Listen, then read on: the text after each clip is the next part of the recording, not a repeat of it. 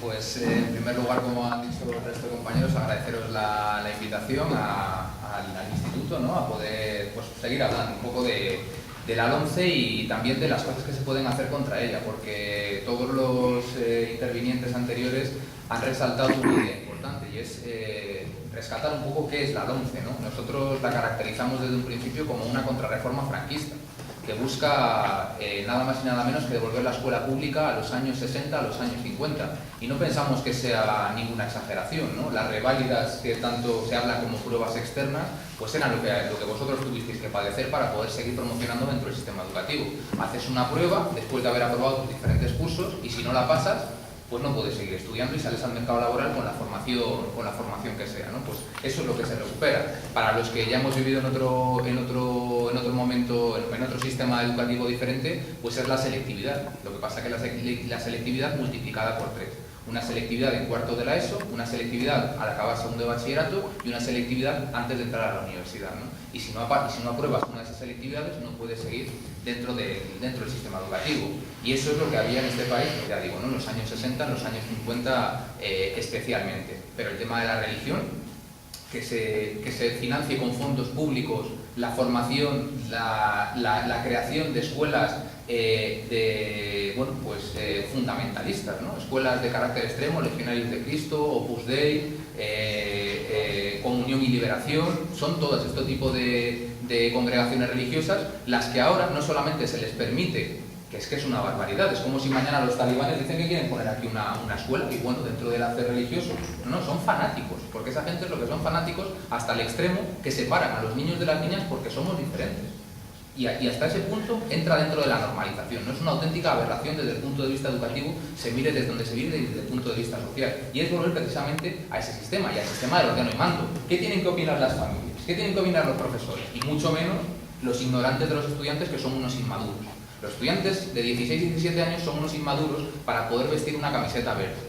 Pero con 16 y 17 años sí puedes trabajar en el Telepizza por 3,5 € la hora, donde te recomiendan que te saltes el semáforo para llegar pronto al domicilio al que tienes que llegar. Para una cosa, los jóvenes de 17 años son unos inmaduros crónicos, pero para otro, hombre, también hay que empezar a ganarse la vida, ¿no? Y esto es lo que defiende en última instancia el sistema educativo que propone y que trata de imponer el gobierno del Partido Popular, ¿no? Pero una vez dicho esto, nosotros no aceptamos que la lucha contra la LOMCE haya finalizado o que se tenga que dar por perdida, ¿no?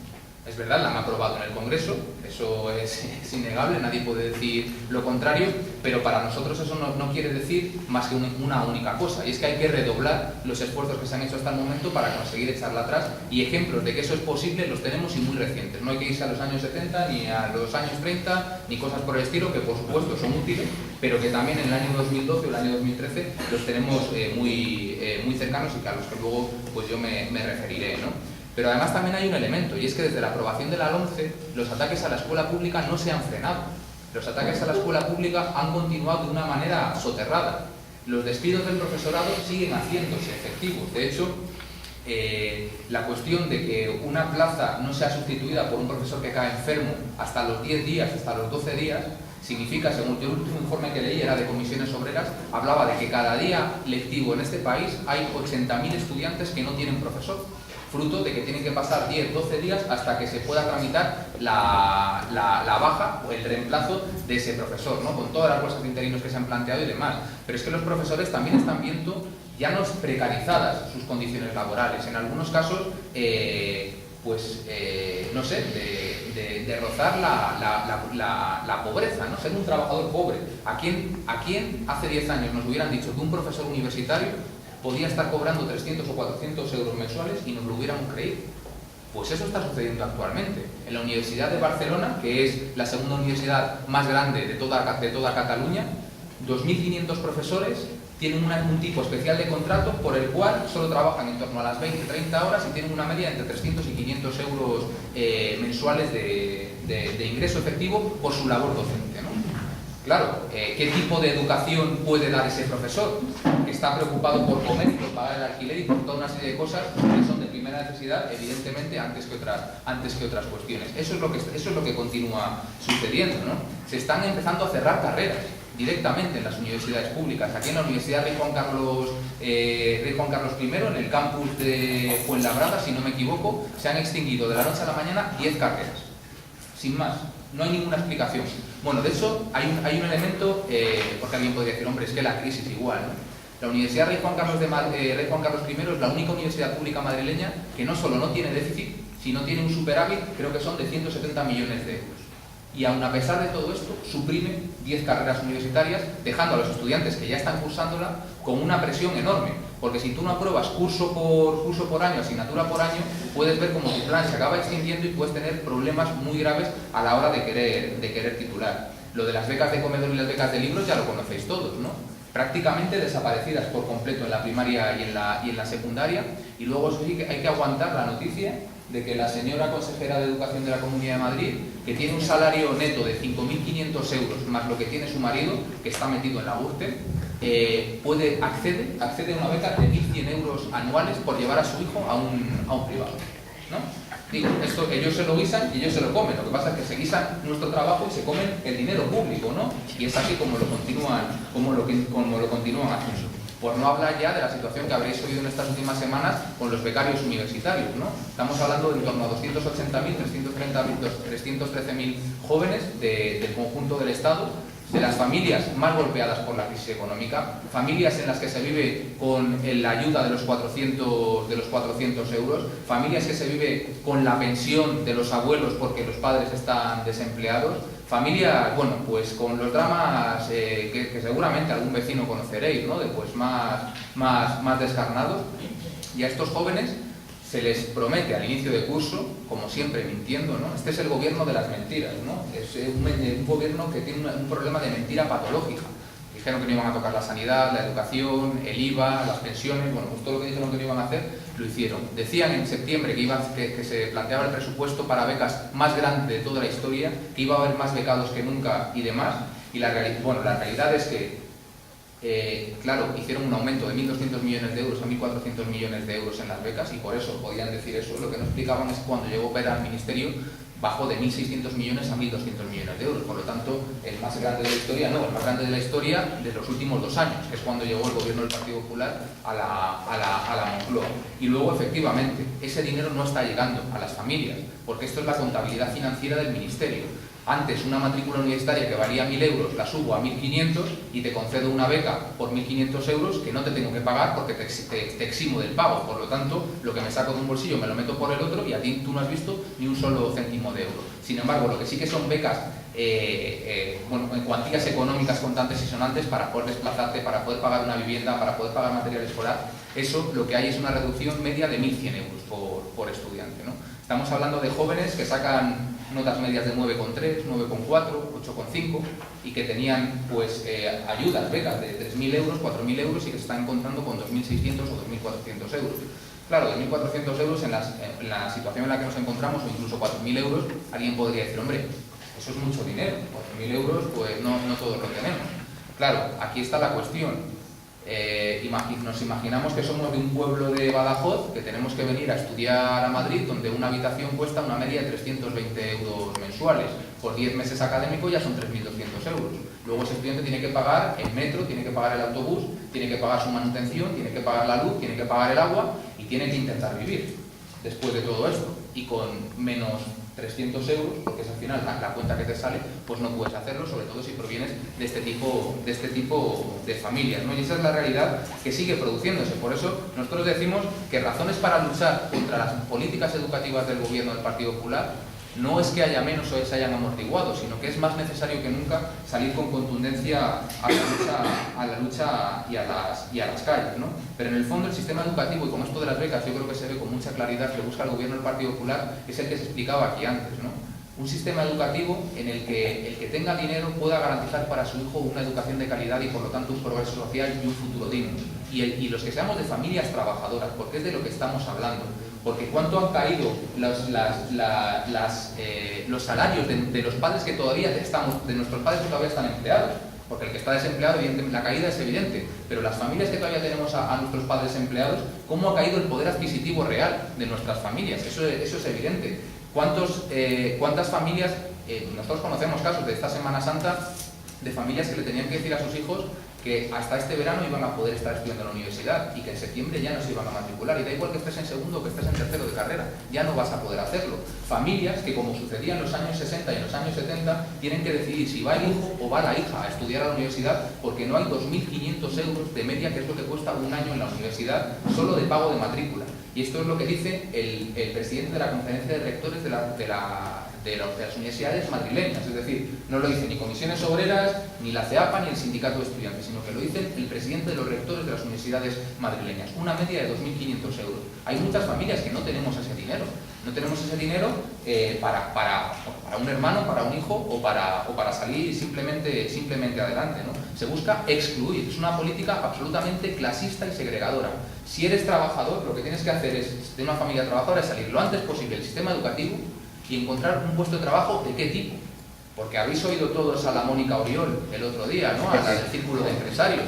Pero si hacemos un poco de memoria, no es nada muy diferente a lo que dijo el gobernador del Banco de España. Un hombre que se llevaba, si no me equivoco, una media de 130.000 euros anuales por el trabajo que hace. Que el trabajo que hace, pues que yo sepa, no es... en fin, no es muy resultante, porque no ha solucionado ninguno de los problemas económicos de este país. O lo que decía la misma Esperanza Aguirre, que el problema del desempleo juvenil es que los jóvenes tienen una expectativa económica muy alta.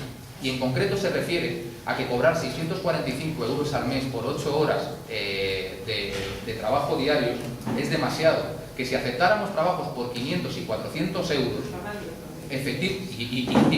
o incluso pagando, pues que efectivamente el paro juvenil dejaría de ser un problema social. Esa es la receta que tienen para los jóvenes. Y si tú vas a cobrar 400 o 500 euros, ¿para qué quieres saber matemáticas más allá de tercero de la ESO? ¿Qué necesidad tienes de eso? Ninguna. Por lo tanto, sal lo antes posible, sí, en la FP básica. Porque la FP básica, el título de FP básica, en la práctica es como si hubieras abandonado la escuela en tercero de la ESO. Tiene la misma equivalencia, porque ni siquiera no te otorga el graduado escolar.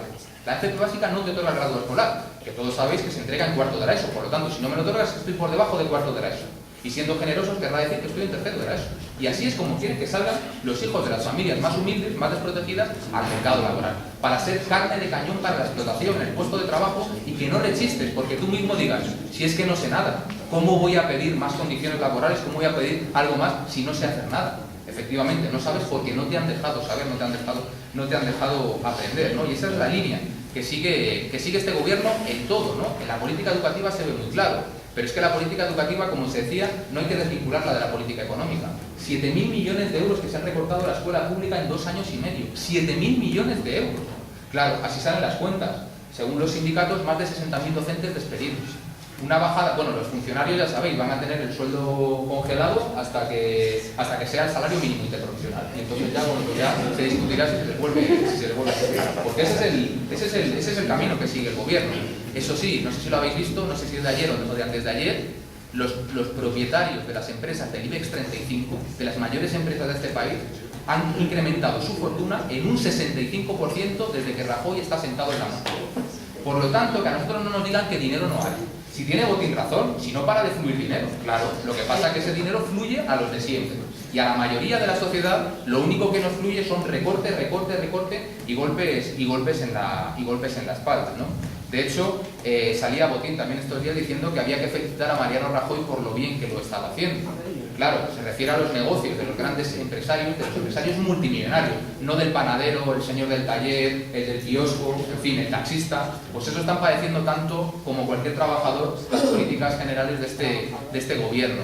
De hecho, sabéis que estamos ahora en una nueva campaña de los brotes verdes, ¿no? De que ya se está saliendo por enésima vez de la crisis económica. Lo que pasa es que sus propios informes a veces les contravienen, ¿no? Salía este mismo mes de abril la última EPA, 5.935.000 desempleados, según la EPA, que es un organismo que depende del gobierno. Eso quiere decir que el gobierno del Partido Popular crea 2.000 desempleos por cada día que pasa. Cada día hay 2.000 desempleados más encima de la mesa.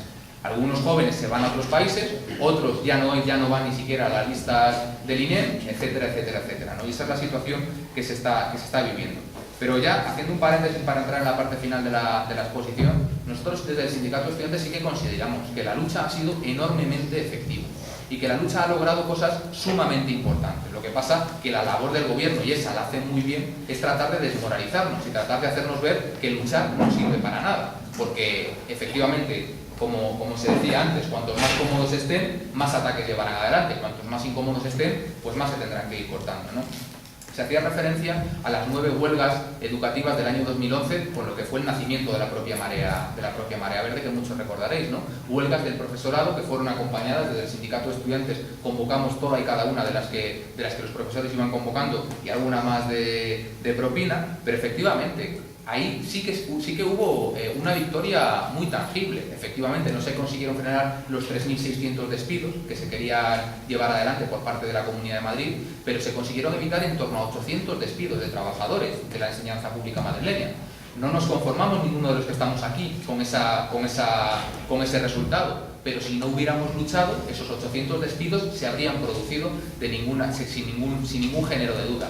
Pero luego también tenemos que recordar que el nacimiento de la Marea Verde produjo el nacimiento de otra serie de mareas. La Marea Blanca, por ejemplo, nace al calor de las últimas etapas de la movilización de la Marea Verde. La Marea Naranja y la adopción del propio nombre de marea es también un reflejo de lo que se veía de la Marea Verde. La Marea Negra del carbón en Asturias, y igual ya no nos acordamos, ¿no?, que vinieron marchando desde Asturias hasta Madrid, también se vinculaban al tema de las mareas, ¿no? En general se insufló un ánimo de salir a la calle, de no quedarse uno resignado en casa, que eso es efectivamente lo que ha logrado que toda una serie de políticas que querían ir mucho más allá del gobierno no lo hayan conseguido hacer. Y en el ámbito juvenil, la lucha educativa de los últimos 2 cursos es inexplicable, la lucha estrictamente juvenil, sin lo que pasó en la Marea Verde del año 2011.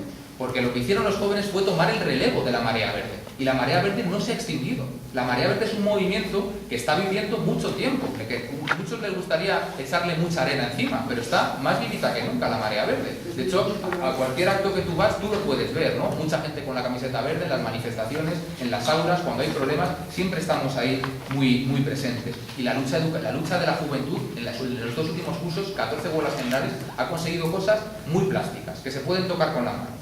El ministro de Educación, a los representantes del sindicato de estudiantes en el año 2012, nos dijo que hiciéramos lo que hiciéramos, en 2013-2014, la LOMCE estaría en vigencia completa. Es decir, que en septiembre de este curso ya estaría aplicándose la LOMCE al completo.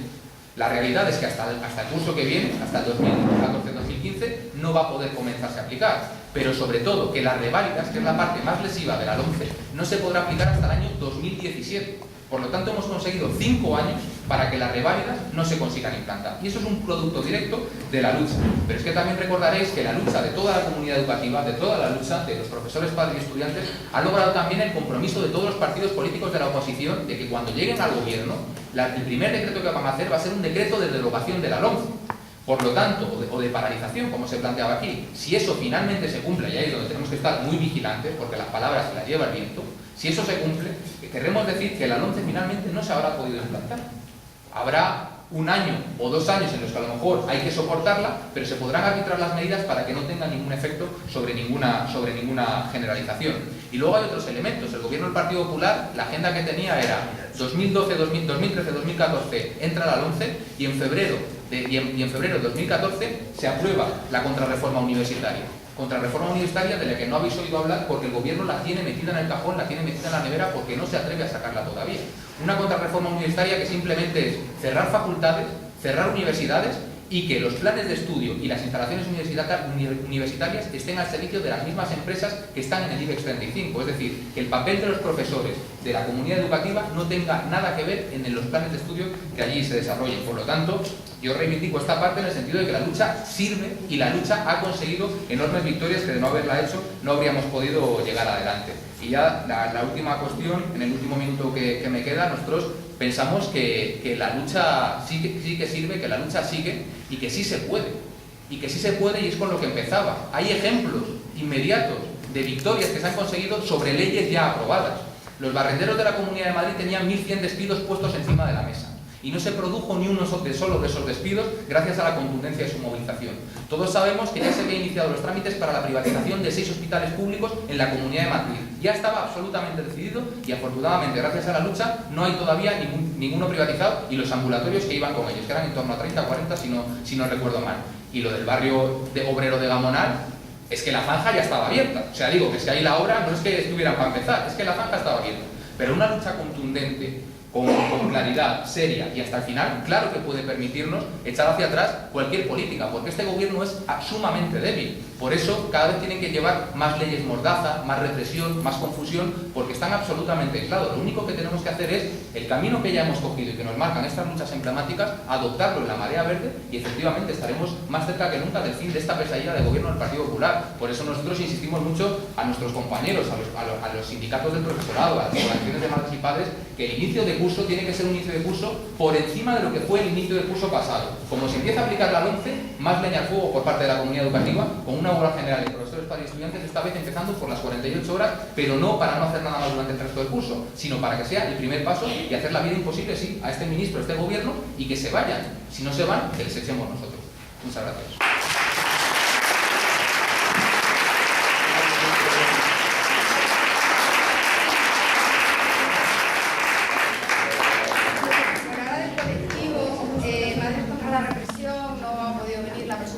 Iba a hablar Tamara, porque ha mandado una cosa para que leamos.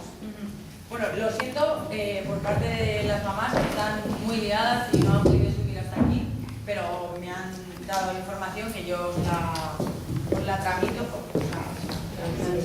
transmito, para que las conozcáis y os intereséis, porque hacen una labor muy buena, ¿vale?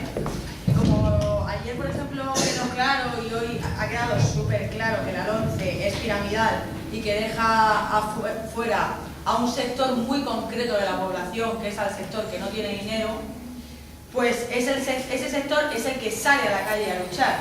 Entonces, cuando ese sector de jóvenes que no tienen dinero sale a la calle a luchar, son reprimidos porque, como bien hemos dicho, la educación es política. El salir a defender tus derechos es política.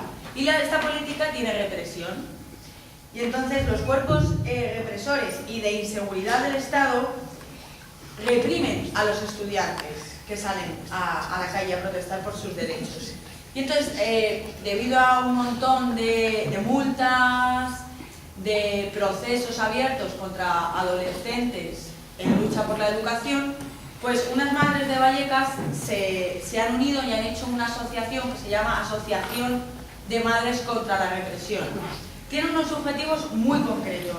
Una es facilitar apoyo psicológico a las familias y a víctimas represaliadas, facilitar asesoramiento y defensa legal, que aquí yo me voy a permitir decir a los sindicatos que está genial hacer una política contra esta política, pero luego que echen un cable también en el tema de la pasta, porque la gente que lucha no tiene dinero para un superabogado. Y según está la nueva ley ciudadana y el nuevo reforma del Código Penal, nos vemos todas y todas entre rejas. Y entonces, los que tienen dinero, por favor, que nos salven. Realizan actos y charlas, aunque no han podido venir, pero los realizan, y debates para concienciar, sensibilizar e informar a la opinión pública sobre este tema que es muy escabroso y nadie le gusta hablar ni de represión, ni de multa, ni de cárcel, ni de expedientes, ni de vida totalmente fracturada porque tienes un proceso abierto dentro del ámbito penal, ¿no? Tienen un email que, bueno, todo el mundo de sus carpetas maravillosas tiene la información, ¿vale? Y también trabajan, sobre todo, dejando cosas muy claras. Que la juventud no es radical, que la juventud no está a favor de la violencia, que la juventud no es terrorista, que los cuerpos de inseguridad del Estado están entrando en las escuelas. En infantil hacen talleres, la Guardia Civil enseña el armamento y normaliza sus acciones. En educación secundaria registran mochilas, entran dentro de los centros de paisanos. Yo tuve una experiencia aquí en la Rosa Chacer haciendo una performance, había policía vestida de paisano dentro del instituto. pasean con perros dentro de las escuelas y fuera. En las universidades entran dentro del campus. Hay rectores que les dejan entrar para que se lleven a 40 personas detenidas, como pasó hace poco en la Complutense, que estaban haciendo los alumnos y alumnas encierros y se llevaron a 40 personas detenidas porque el rector facilitó a los cuerpos de seguridad del Estado a que entraran y se los llevaran a todos y a todas. Una reflexión que os mando y ya acabo. ¿Necesitamos estas medidas represoras por nuestra seguridad o por la suya?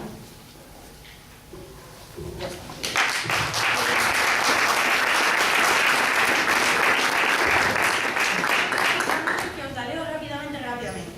Dicen: hemos parido a nuestros hijos e hijas con mucho amor. Les hemos criado y educado con gran respeto. No vamos a consentir que los aniquilen por luchar y querer construir un mundo más justo, igualitario y libre. Madres contra la represión, dejamos ser madres, a los hombres, a las mujeres que no son madres y a todas las personas, porque son personas que tienen que estar en la lucha.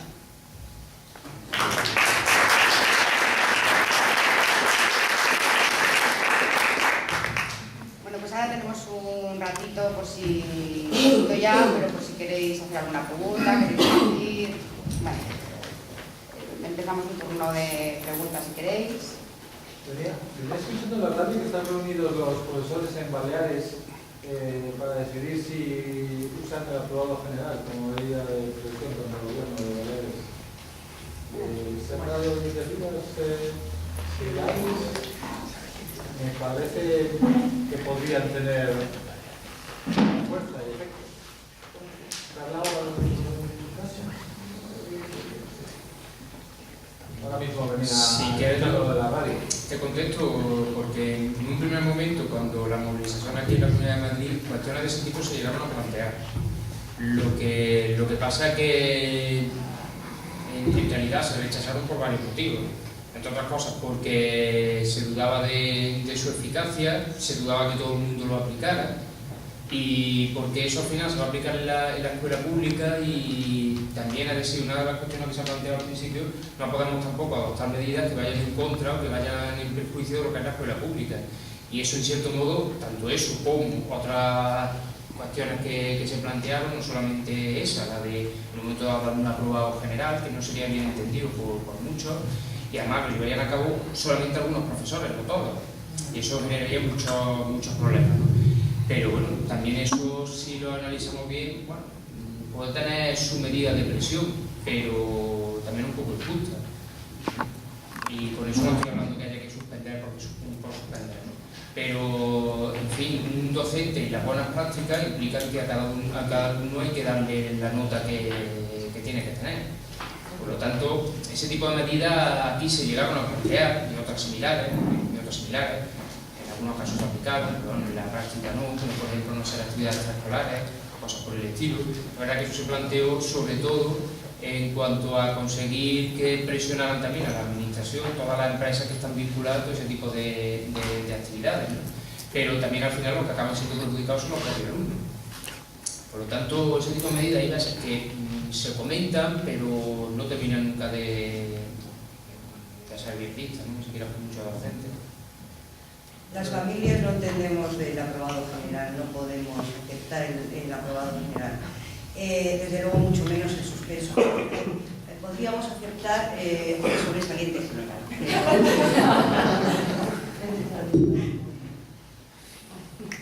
Pues yo aprovecho también, ¿no?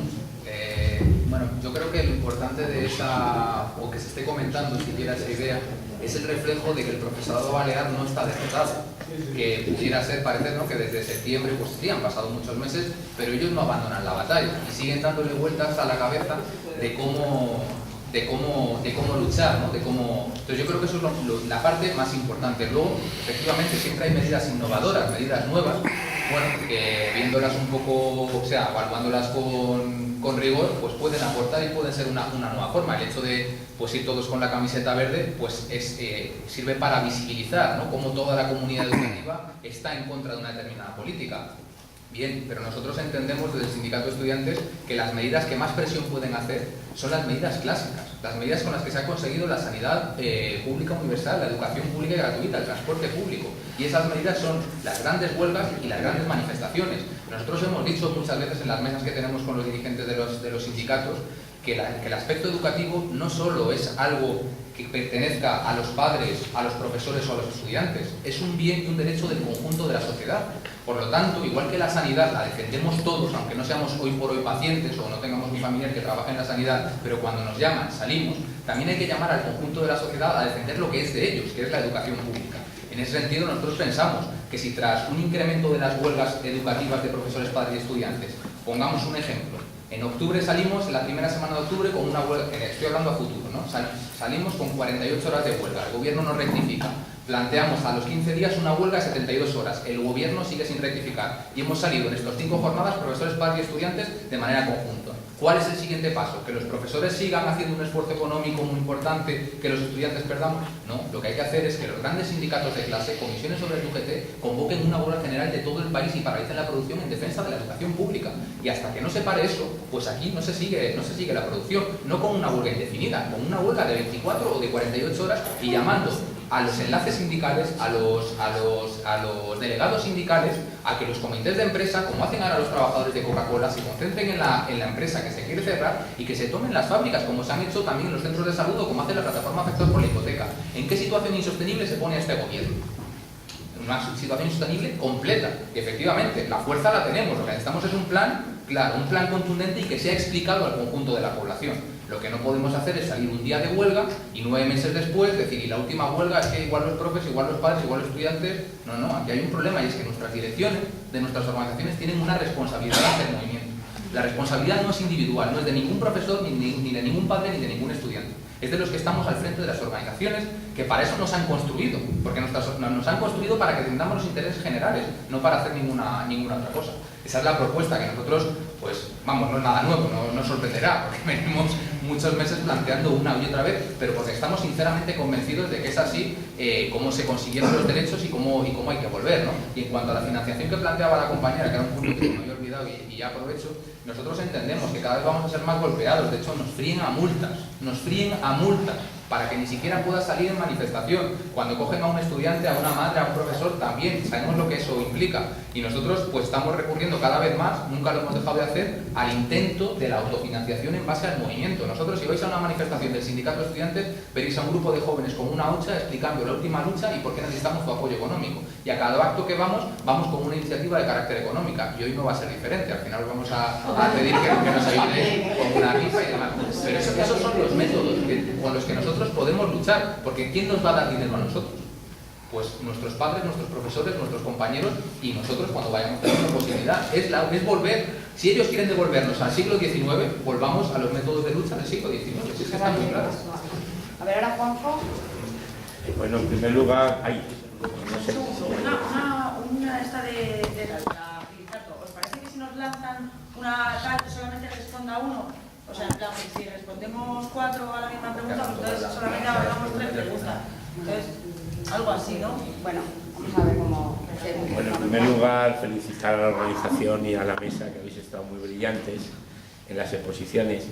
Indudablemente, yo creo que debemos, aunque la reunión de hoy era el qué hacer, una de las premisas del qué hacer es seguir debatiendo, seguir con estos actos, seguir con la estructura que hemos generado, que habéis generado, que hemos generado entre todos, y de aquí sacar un compromiso, porque los que estamos aquí estamos muy conformes con lo que se ha dicho desde allí. Somos, es decir, absolutamente acólitos, pero de Colmenar aquí falta muchísima gente. Estamos, bueno, en minoría, pero esto hay que sacarlo fuera.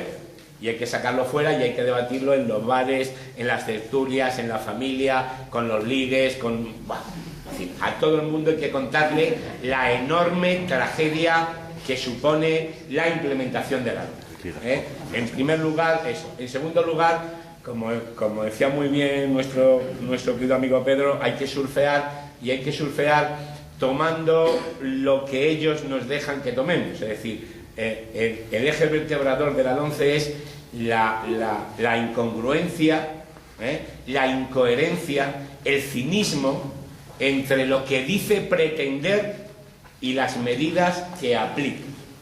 Nosotros nos quedamos con lo que dice pretender, que mucho de ello viene de l'OCSE.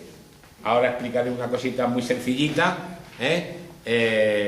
y vamos a implementar nuestras medidas. Nos quedamos con lo que dice pretender, que es mucho y muy bonito, porque han cambiado, como muy bien ha dicho Rafa, es decir, prácticamente todo el preámbulo que tenían, que es el preámbulo real que pretenden, y después, es decir, en tercer lugar, también lo comentaba un poquito Pedro, el tema de la balcanización. Es decir, yo ahora mismo estoy estoy en 4 organizaciones, pero en 2 de ellas estamos trabajando lo mismo.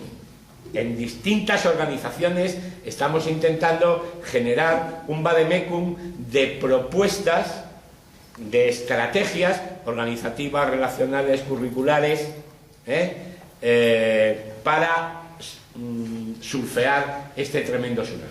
Es lo que nos queda poco tiempo, pero tenemos que sentarnos a trabajar, además de estar en la calle, pero hay que trabajar.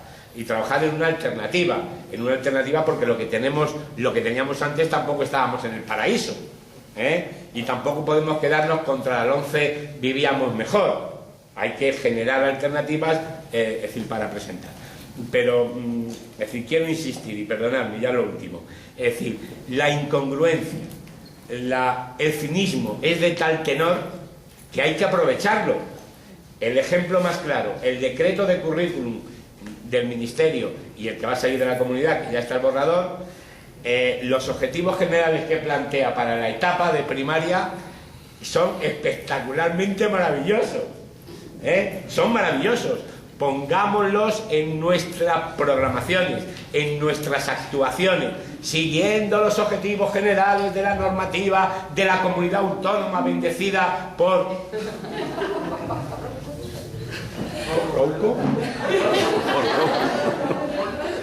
Es decir, decía yo el otro día en Aranjuez que la LONCE no es la ley orgánica de mejora, es la ley de ordeno y mando de la Conferencia Episcopal.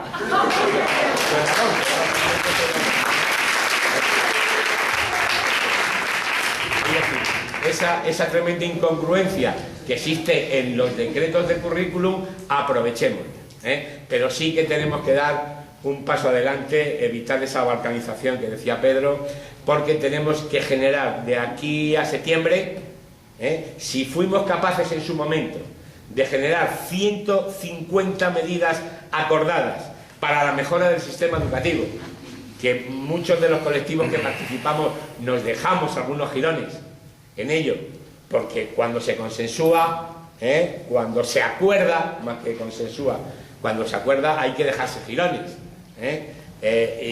Lo que tenemos que intentar es sacar, no sé si 150, pero sí 80 medidas para surfear y para hacer lo que tenemos que hacer, que son las mejores prácticas, todo lo que se ha dicho en la mesa. Estamos en un centro que ha ganado un premio, es decir, a nivel nacional. Hay muchos docentes, mucha escuela pública con muy buenas prácticas.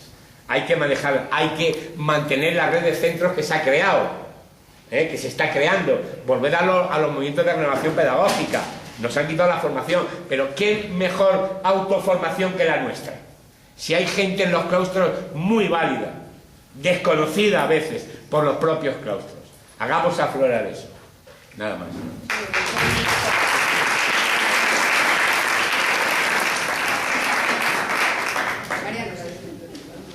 Bueno, pues primero disculpadme un momento y permitidme que hable de mi libro. Es una puntualización nada más, que es que el certamen de cuentos de colegios públicos de Coronel es el día 12, el jueves 12 de junio a las 6 en el Marqués de Santillana, que había habido una confusión en la fecha, e invitaros a todos a acudir, que de verdad que es un acto muy bonito.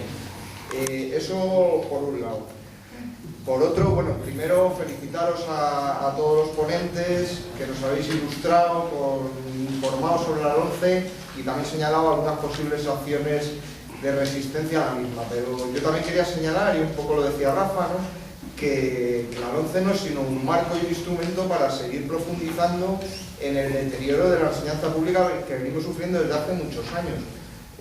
Aquí en Madrid no había LOMCE y estamos como estamos. La LOMCE llega ahora y aquí ha habido una serie de recortes en todos los sentidos, desde medios hasta profesores, hasta dinero para becas, etcétera, etcétera, en muchos ámbitos, ¿no? Por eso, bueno, hemos visto a lo largo de la jornada cómo desde infantil hasta primaria, hasta la universidad, se está deteriorando la enseñanza pública de forma progresiva, o están tratando de deteriorarla, ¿no? Veíamos en primaria, nos contaban ayer, pues que podía ser, no, que era más caro llevar a un hijo a una escuela infantil pública que a una escuela infantil privada, debido al aumento de tasas por un lado, o de precios públicos por un lado, y por otro lado, mediante la facilitación de los cheques guardería estos que se han inventado.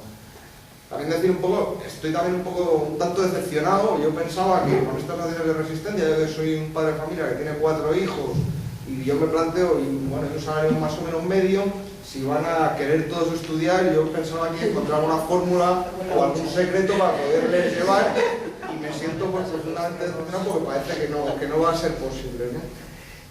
Bueno, entonces hemos visto todo el deterioro de todas las etapas educativas, de todos los tipos que hemos hablado, pero también en las artísticas, en las escuelas de música, en las enseñanzas de adultos, en todo tipo de escuelas.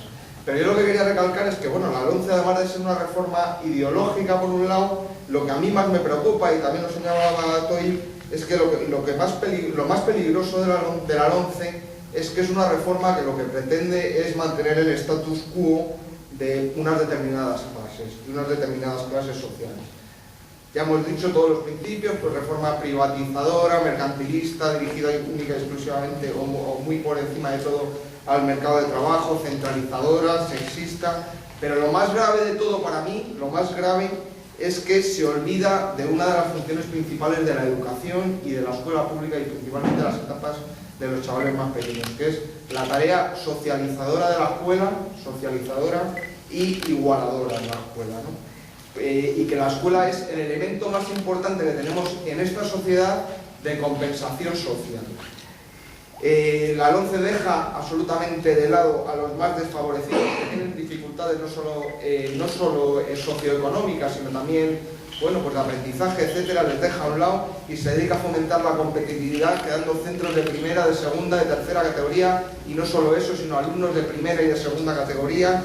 Y, bueno, únicamente finalizar diciendo que todo esto no lo podemos permitir y que tenemos que seguir, como también decía Toy, manteniendo el pulso para que la LOMCE no se implante. Y yo creo que lo tenemos bastante sencillo, porque lo mejor que tiene la LOMCE, que eso sí que es una virtud incuestionable, es que ha puesto en contra de ella a toda la comunidad educativa y a toda la ciudadanía. Y ya por puntualizar, volviendo otra vez a lo de mi libro, os quería decir que esto es un poco a nivel general, pero que estamos también en Colmenar Viejo, que aquí tenemos también determinadas peleas que yo quiero recordar y que solamente quiero puntualizar básicamente dos. Uno es el cierre del colegio público Isabel la Católica sin ningún motivo para ello, porque hay alumnos suficientes para matricular en todos los centros públicos de Colmenar Viejo, y lo que están haciendo es no dejar matricularse alumnos en un centro cuando están masificando otros y creando líneas 3 en otros centros cuando no tiene ningún sentido, porque lo que debe hacer la administración es buscar el equilibrio entre los centros. Y la última y más reciente, de la que algunos tenéis conocimiento y otras no, es el impedimento de nuestro querido señor alcalde a la realización de una fiesta en la escuela pública sin ningún motivo para ello, impidiéndonos de forma arbitraria la utilización de un espacio en el Parque del Mirador, el Auditorio del Mirador. Y lo que no sabe es que, además de resistir a la LOMCE, también vamos a resistir a sus decisiones, y la fiesta se va a celebrar quiera o no quiera el señor alcalde.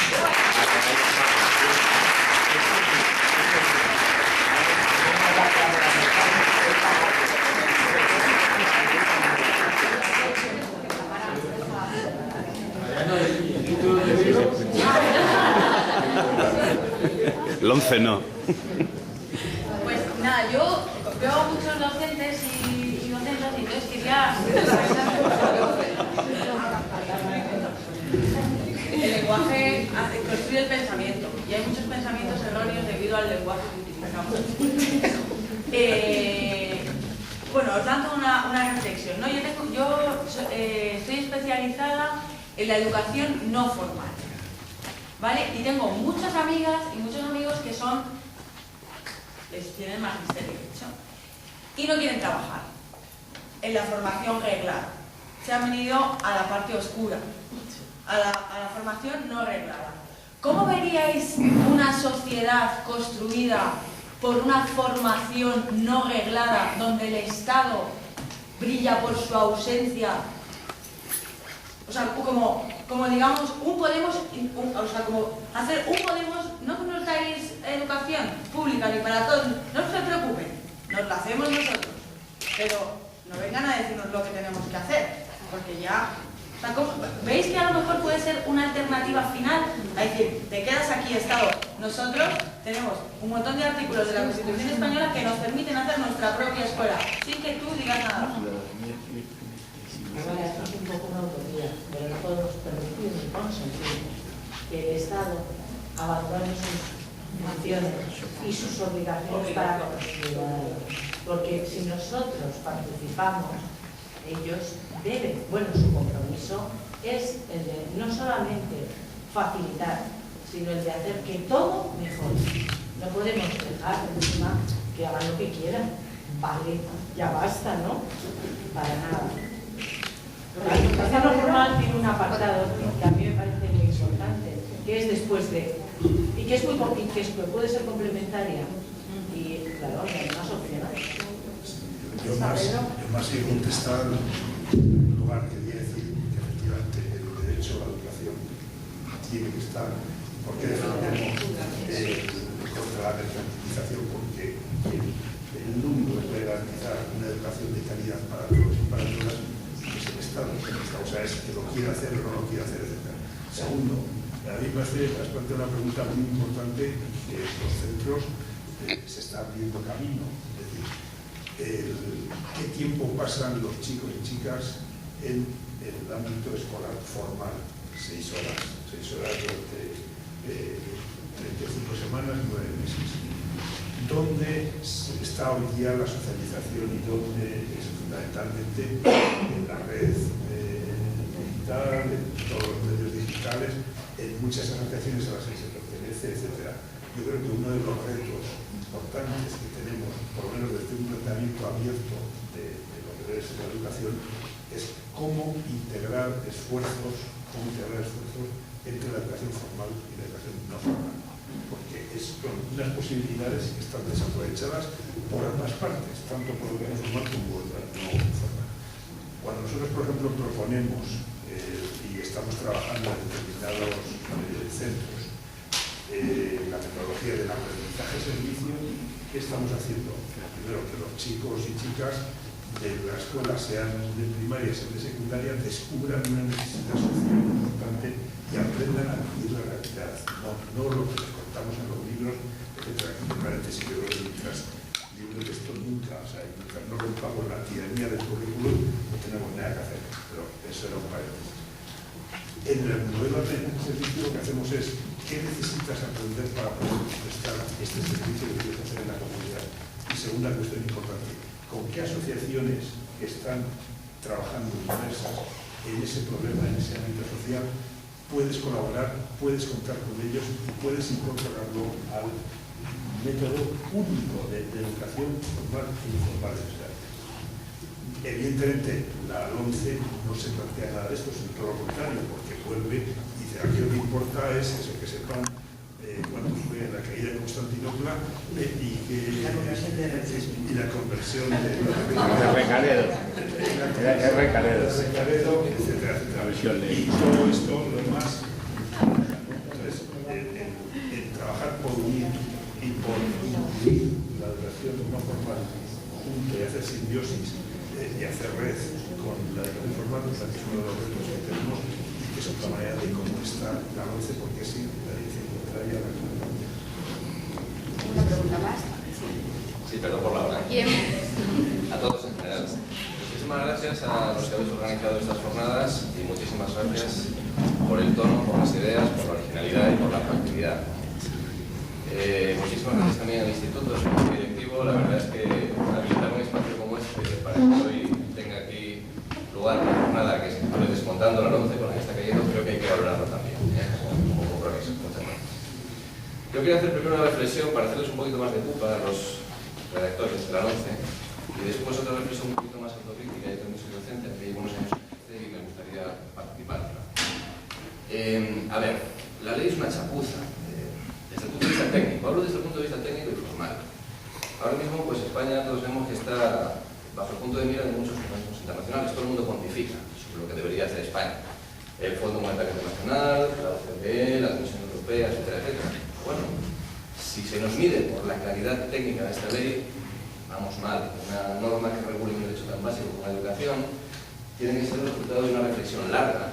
Había 152 puntos de acuerdo. Tienen que ponerse 3 o 4 cosas muy claritas en una ley orgánica y a partir de ahí permitir desarrollos.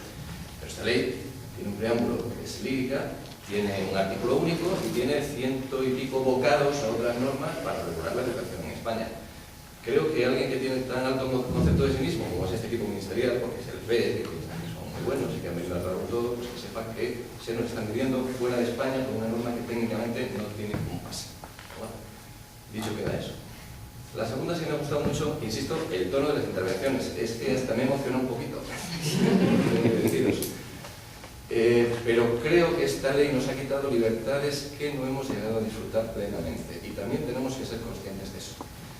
Es posible que esto tenga un beneficio, que nos haga reaccionar de una vez, pero creo que no hemos disfrutado suficientemente de lo que es la participación democrática en los centros.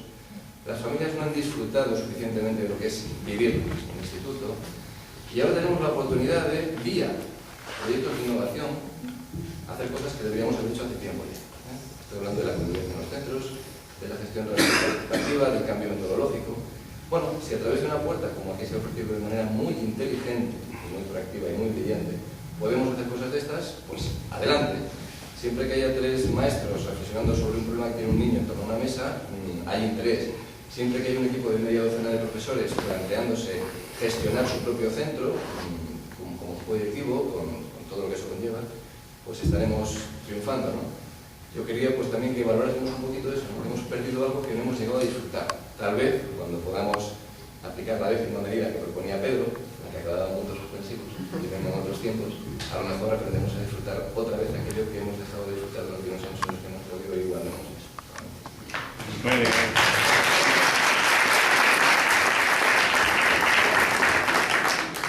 ¿Alguien más? No, bueno, pues terminamos. Yo. Y damos las gracias al director de... El maquinista. ¿Tú quieres hablar? Pues yo os grabo las caras a vosotros y así se entiende lo que digo. No, yo quería, más que felicitar a todos los que estáis ahí, agradeceros vuestro tiempo, vuestra dedicación. Yo conocí a Pedro, por ejemplo, hace pues como unos 14 años o así, ¿no? Unos cursos que estábamos por ahí, por el mundo mundial. Y la verdad es que él comentó una cosa que yo he guardado así en el recuerdo, lo comentó a mí, lo comentó Marisa también, y era el tema de que los PowerPoints, el trabajo que él hacía, que lo ponía a disposición de todo el mundo para que también pudiese dar cursos sobre la LOCE, en aquellos tiempos era la LOCE, etcétera, que no era algo suyo propiamente, era parte de un bagaje acumulado históricamente y que se remontaba mucho antes de la Institución Libre de Enseñanza, es decir que, hombre, es verdad, no era de él, pero sí que era de él. En ese sentido, agradezco la idea y la metáfora de decir que aquello que vertimos todos, que no es nuestro, sino que es de la colectividad, de la comunidad, y que todos los saberes y los hacemos los hace la comunidad, los individuos participando dentro de un todo global, ¿no? Y en ese sentido también sí quería felicitar al sindicato de estudiantes en concreto, porque como profe, que soy aquí en Colmenar, maestro de escuela, veo que la gente, aunque está disconforme con lo que está sucediendo, tiene una cierta abulia, ¿no? Y tiene una cierta dejadez, y al principio parece como que sí, pero luego no nos movemos.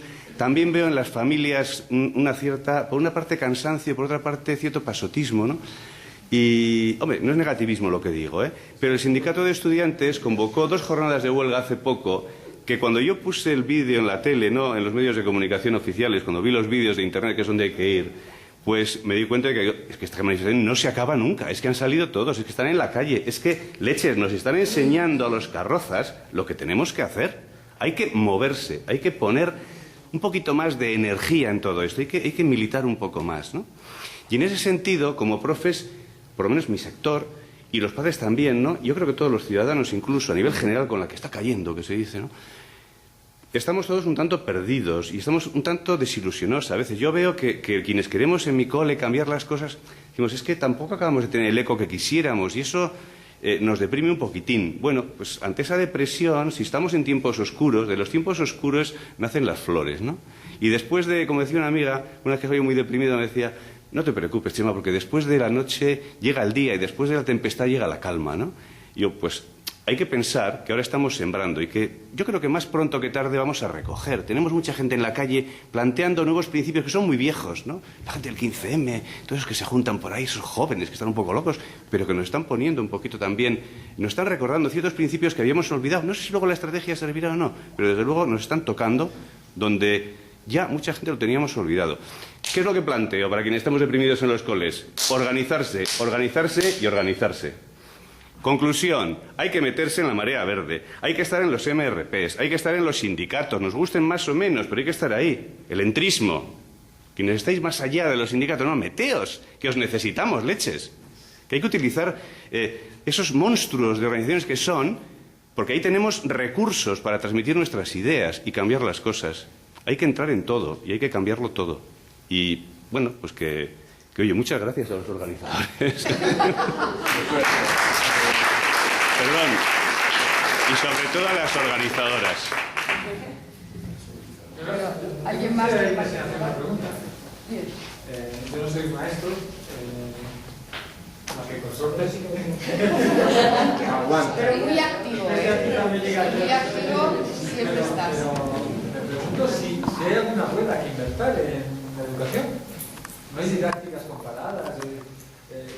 Yo, un primer intento sencillo, bobo, que hice de consulta de internet, de educación pública en Finlandia, me encontré con una página, por cierto, en perfecto castellano, del gobierno finlandés, diciendo cosas clarísimas y sencillísimas. Una de ellas es la educación, es el pilar de nuestra sociedad.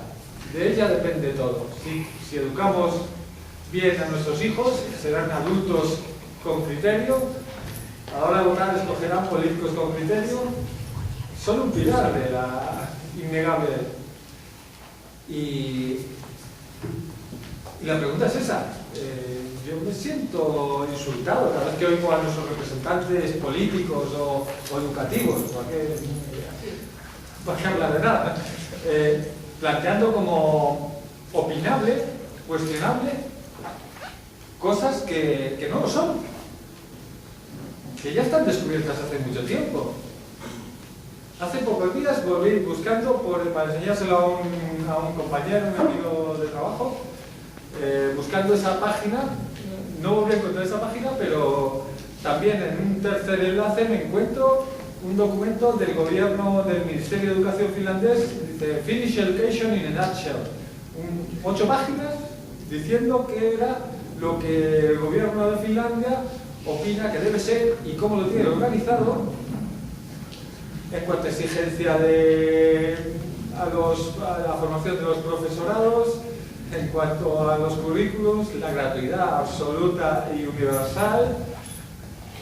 Es que son los que están en boca de nuestro querido gobierno en cuanto a resultados, siempre tope, llevan no sé cuántos años en lo alto de la lista PISA. ¿Hay algo que inventar? ¿O es que no hay nadie que mire? Yo creo que se resuelven muchas cosas y que simplemente hay una ley ahora mismo que nos está tapando un montón de cosas. Nos está dejando crecer, metodología, yo creo que es el fin de la pedagogía, y lo digo en muchísimos sitios, ¿no? O sea, vamos a ensayar a los niños una y otra vez para aprobar unas pruebas como uno se estudia carne de conducir, ¿no? Hace test hasta que uno lo acaba. Entonces, bueno, 2 cositas nada más, me lo ha pedido él y él. Nos tenemos que ir de aquí a 1:30 porque los trabajadores se van. Sí, yo muy rápido. Y ya en relación a lo que tú comentas, Eso ocurre por dos cosas. Primero, esta ley, sobre todo esta ley, no es científica. Es decir, todo lo que plantea no está sustentado en cuestiones científicas, que diga hay que hacer esto de esta manera, porque ya está demostrado que esos son los resultados. Eso por un lado. En segundo lugar, que todos los que han desarrollado estas leyes parten de un error fundamental, y es que no consideran la educación como un derecho. Y se olvidan algo que es un poco lo que plantean, y es que la educación no es la reglada, que es lo que pensamos todos, incluso los que estamos aquí. La educación es lo que una persona va desarrollando en su vida desde que nace hasta que se muere, porque aprende todos los días. Eso es fundamental. Y dentro de la formación del profesorado, que tú lo comentas, esa dignificación, que también habría que replanteárselo aquí en este país. ¿El qué sería? El que si tú quieres ser docente, estudias para ser docente, nada más. Y darle mucho más peso, muchísimo más peso a la Facultad de Ciencias de la Educación. De manera que si tú vas a ser profesor de secundaria, te formes para ser profesor de secundaria de historia. Porque hay algo que se nos olvida y los políticos no lo consideran importante, y aquí se ve. Ellos hablan de contenidos. No, hay que hablar, tú lo has dicho, de pedagogía y de enseñar. De eso, primero somos docentes y luego soy historiador. Yo no tengo que saber historia, tengo que saber enseñar historia. Y ese es el principal error que tienen los legisladores y muchas otras personas. Dos cosas muy breves. Primera, ¿de dónde venimos nosotros y de dónde viene Finlandia? Nosotros venimos de una generalización de la educación para todos y todas, que se consigue en el año 90. Finlandia tiene una larga tradición y con un peso de la cultura católica y el control de la educación por todo el movimiento católico y tal, que pesa muchísimo. Segundo, en España todavía estamos discutiendo muchas cosas. Esta mañana y no llevo comisión ni es mi libro. Esta mañana venía de Asturias y he terminado de leer un libro que os lo recomiendo. Se titula La ideología del esfuerzo, en la editorial Catarata. Analiza los dos grandes modelos educativos, porque es el modelo neoliberal que tiene que basarse en la ideología, de una determinada visión deformada de la realidad, en la cual viene todo lo que nos estabas diciendo, Rafa y tal, ¿no? Frente a la cultura de los derechos, frente a la educación de la cultura de los derechos, que exige otra serie de cosas. Entonces, son dos modelos contrapuestos que no ha habido manera de casar.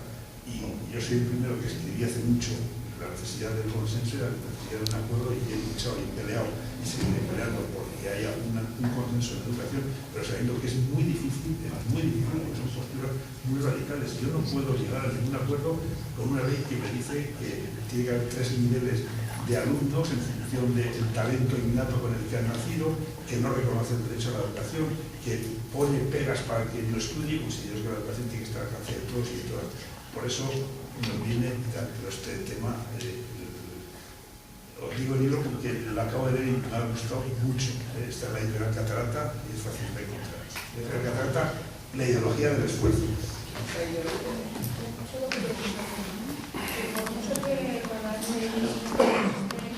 Recortando y demás, yo creo que a ningún docente le podrán impedir que a nuestros hijos, que son personas infantiles, el equipo de docentes les van inculcando el saber pensar, el que tengan con 3, con 6, con 14, que tengan una opinión sobre las cosas, que todo esto que está pasando no es mucho menos ajeno a ellos, porque yo mi hijo va al instituto y cuando se plantean las huelgas de estudiantes, las hacemos, pero claro, por parte del propio centro, yo no voy a caer en lo mismo del adoctrinamiento, porque habrá niños que en su cabecita tengan ideas conservadoras, liberales o como dije, que aprendan a pensar, a tomar conciencia de lo que está pasando, y eso, lo pongan la ley, eso nadie no lo va a poder quitar. Entonces, que desde los propios centros se haga una tarea en la que se les inculque a los niños de que todo esto no es una carrera, de que yo soy mejor que tú y que tengo que pisar el cuello para triunfar y para triunfar con nota, porque si no me quedan en la calle.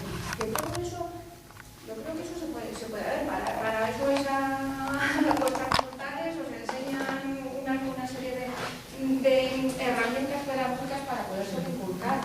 Y eso, por muchas leyes que hagan, no lo pueden impedir. Yo creo, sinceramente, que una ley tiene que traspasar al corazón de los docentes, y esta no va a llegar al corazón de los docentes, con lo cual es una ley que no tiene ningún éxito. Nosotros a nuestros chicos les vamos a seguir educando y les vamos a seguir enseñando, no les vamos a adoctrinar. Por eso es una ley muerta, porque no ha contado con nosotros. Entonces yo creo que los padres en ese sentido pueden estar convencidos. Ya, pero existe también miedo, ¿eh? Existe también miedo, y aunque estamos convencidos todos y existe ese consenso generalizado, también existe una mayoría silenciosa. Es como el poema de Bertolt Brecht, nos parece fatal, pero como se van llevando hasta que se nos lleven a nosotros. Es decir, ese miedo, en lo que comentabas tú antes de la camiseta, yo creo que no hay que tener miedo, no está prohibido en ninguna parte. Y si no está prohibido, yo voy al colegio, y además, qué bonito, voy a un colegio público diciendo, escuela pública de calidad, de todos y para todos. Estoy orgullosa de trabajar donde trabajo y de defender lo que defiendo. Nadie puede castigarme por eso. Me pueden castigar porque llego tarde, me pueden castigar porque no cumplo, pero si yo soy una profesional, nadie puede castigarme por llevar una camiseta. Tengo que animar. Cuando dicen algunos, esto cambiará cuando el miedo cambie de bando, es que en parte toda esa mayoría silenciosa es parte del miedo que todavía, yo no sé por qué, acumulamos. Entonces, estoy con Pedro, vamos a saber a dónde vamos y así encontraremos el cómo. Pero una de las maneras es irnos, a lo mejor no podemos esperar que todo el mundo haga grandes cosas, que todo el mundo pero sí que todo el mundo que le duele el bolsillo al hacer una huelga, vaya con la camiseta. ¿Os imagináis como una de las medidas que de aquí para adelante, puesto que somos mayoría, todos los días del año vayamos todos los maestros de escuelas públicas con la camiseta verde al centro, todos los días del año? Todos, y si no, la inmensa mayoría. Si somos realmente consenso y mayoría, pues sería la marea verde que se ve todos los días sin necesidad de pedirle a nadie que le toquen el bolsillo, que a mí me lo tocan y no me importa, ¿no? Porque soy muy afortunada también, ¿no? De que no me pueda decir que no me importe. Pero es que el miedo tiene que cambiar de bando.